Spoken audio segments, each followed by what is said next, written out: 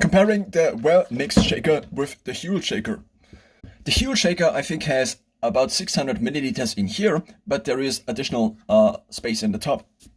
So let's first of all test the volume. I now fill it like this, and then I would maybe scoop 1 or 2 protein scoops in here. Now closing the shaker, here there is a little bit of an issue where sometimes, at least with the bulk shaker, which has a similar closing system, there is powder that gets stuck in here, but it seems to actually be not that bad. So now let's transfer the volume. This here is a little bit too small, I think, for easy, and it does not have a grip, whereas this here has a grip, which I think is a useful addition. So now let's refill it and see how much volume it is in the Huel shaker.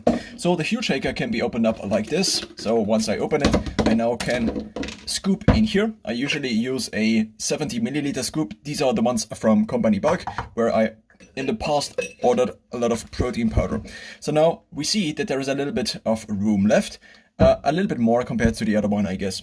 In terms of the shaking experience now, if I only fill in this much water, such that there is still space on top. So we also have lids in both, which also makes the comparison, I think, more valuable, because, well, they are a little bit similar. So now if I close this again, then I can shake it, and I also can have my index finger on top here, which I think is actually not that terrible.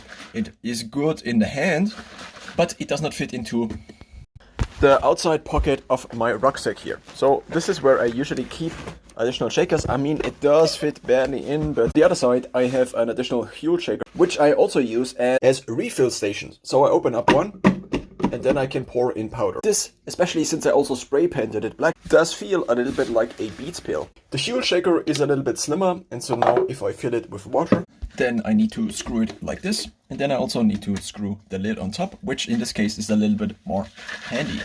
And so now this is kind of the shaking. The shaking is actually more symmetric, I would say. I kind of can grab it in the middle, and then I can shake, but currently this is leaking, so that's the reason I'm searching for a new shaker.